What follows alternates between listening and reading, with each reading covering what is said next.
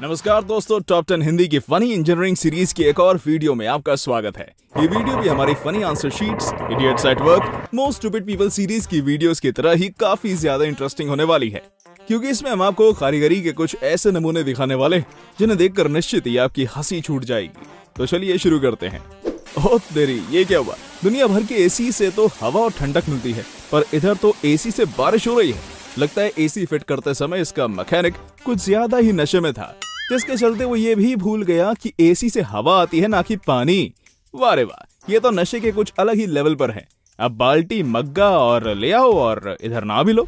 इन कारीगरों की जितनी तारीफ की जाए उतनी कम है। जरा देखिए तो इन बेवकूफ लोगों ने कितनी बढ़िया रोड बनाई है, जो कि बनने के कुछ समय बाद ही बिखर कर गिर गई। वो तो अच्छा हुआ कोई दूसरा व्यक्ति यहाँ नहीं खड़ा था, वरना आज तो उसकी 10-12 फीट की अच्छी खासी सैर हो जाती।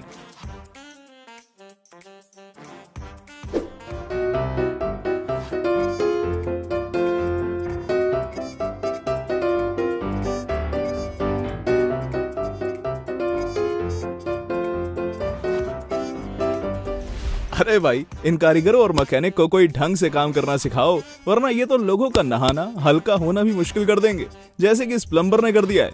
इसने नल लगाने की जगह तो छोड़ी, पर नल का पॉइंट दीवार से इतना पास लगा दिया कि नल की फिटिंग करें तो करें कैसे। लगता है जब भगवान बुद्धि बांट रहे थे तब ये लोग आखिर में खड़े होकर गप्पे लड़ा रहे थे। तारीफ करूं क्या उसकी जिसने इस प्लम्बर को पढ़ाया। भाई, इसकी ये सब हरकतें देखकर इसको पढ़ाने वाला इसी पानी की टंकी में डुबकी लगाना चाहेगा। पता नहीं ये प्लम्बर कौन से नशे में था जो ये आधा काम करके ही चलता बना। अब तो इस इलाके में अगर किसी के बीच लड़ाई हुई तो वो गुस्से में पाइप निकालकर दूसरे के घर में पानी की सप्लाई भी बंद कर सकता है। अब तो पता नहीं इस नशेड़े प्लम्बर के चक्कर में कितने घरों में पानी आना बंद हो जाएगा। क्यों दोस्तों, आपको भी अपने घर के बाहर ऐसा ही स्विमिंग पूल चाहिए? मतलब गजब के बेवकूफ लोग हैं। भाई साहब से एक अच्छी बालकनी बनाने के लिए बोला था, पर इन अकल के दुश्मनों ने तो बालकनी के साथ स्विमिंग पूल भी बना दिया। वाह रे खाली बुद्धि। अब तो इस घर में रहने वालों के पास दो रास्ते हैं, या तो घर पर ही रहें या फिर दरवाजा खोलकर अपने घर को भी स्विमिंग पूल बना लें। लगता है प्लम्बर खुद कंफ्यूज था कि टैप लगाना है या शावर।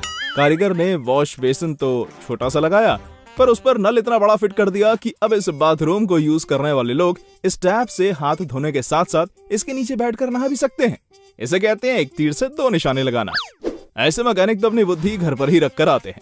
भाई साहब को बुलाया तो था स्टेयर्स पर ड्रिल करने, पर इन्होंने तो स्टेयर्स के नीचे से जा रही पाइपलाइन में ही छेद कर दिया और स्टेयर्स पर शावर बना दिया। अब नीचे आते जाते समय हर कोई नहाते हुए जाएगा।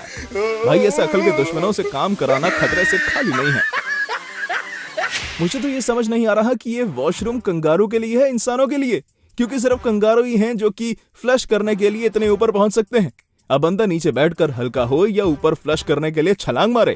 ये सब देखकर मेरे मन में बस एक ही सवाल आ रहा है कि आखिर ऐसे लोग आते कहां से हैं।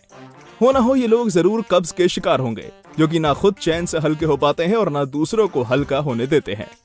लगता है इस बिल्डिंग के मालिक ने बिल्डिंग बनाने का सारा सामान भी कंस्ट्रक्टर से ही मंगवाया है, तभी भाई साहब सस्ता माल लेकर आए और बाकी बचे हुए पैसे अपनी जेब में रख लिए, जिसका नतीजा आप देख ही रहे हैं।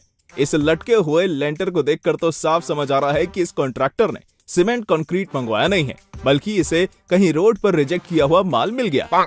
अब तो मुझे लगता है इस कॉन्ट्रैक्टर को कुछ दिनों के लिए अंडरग्राउंड हो जाना चाहिए, वरना इस बिल्डिंग का मालिक गधे पर बैठाकर इनका मुंह काला करके पूरे में घुमाएगा।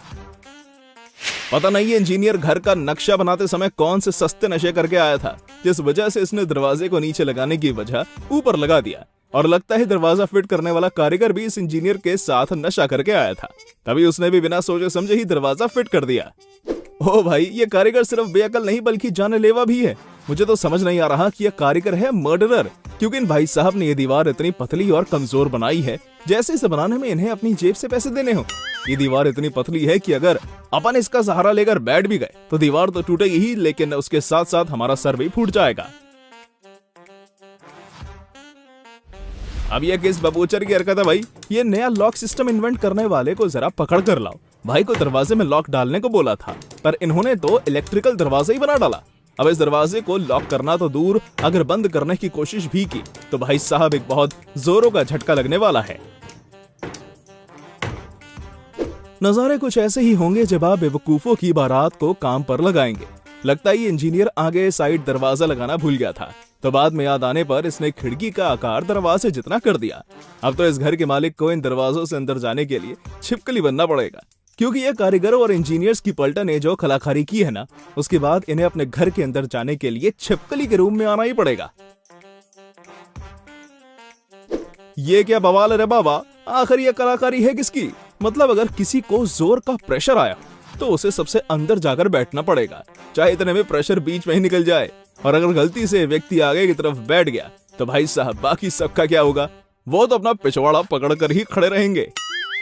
पानी की बारिश का तो पहले सुना था, पर भाई यहाँ तो कंक्रीट और सीमेंट की ही बारिश हो रही है। अच्छा हुआ इस बिल्डिंग का मालिक यहाँ नहीं है, वरना आज तो इन कारीगरों की शामत आना पक्का था। एक होते हैं बेवकूफ लोग और फिर आते हैं महा बेवकूफ लोग, जो कि इस बाथरूम को बनाने वाला कारीगर है। पता नहीं कारीगर ने वॉश बेसिन के नीचे क्या सोचकर कमोड लगा दिया, मतलब अब कोई चैन से हल्का भी ना हो पाए। ऐसे लोग तो चवन्नी में अपनी अकल बेचकर काम पर आते हैं।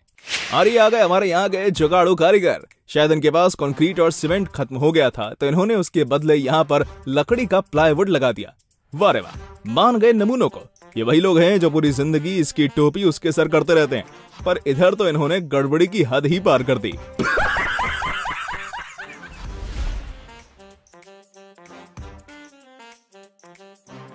मुझे तो समझ नहीं आ रहा कि आखिर इस बेवकूफी का इल्जाम किस पर डाला जाए, इसको बनवाने वाले मालिक पर या इसे बनाने वाले कारीगरों पर। दोस्तों, जब सारे बेवकूफों की पलटन साथ में आती है तो नजारे कुछ ऐसे ही देखने को मिलते हैं। शायद ये भाई साहब अपनी बीवी से परेशान होकर अंडरग्राउंड होना चाहते थे, तभी इन्होंने कुछ अपने ही जैसे बेवकूफ कारीगर ढूंढकर बारिश के मौसम में काम पे लगा दिया।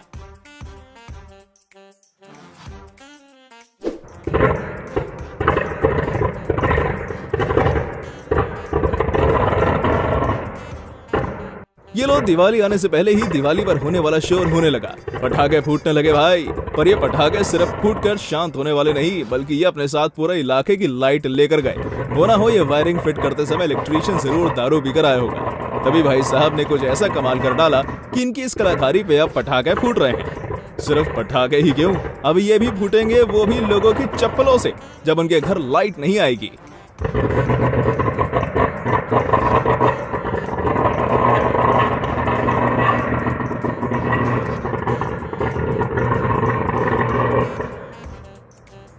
तो दोस्तों, ये थी हमारी एक और इंटरेस्टिंग और फनी वीडियो। अगर आपको हमारी ये वीडियो पसंद आई हो तो वीडियो को लाइक करें और हाँ, जाते जाते चैनल को भी सब्सक्राइब करते हुए जरूर जाइएगा। धन्यवाद। Thanks for watching.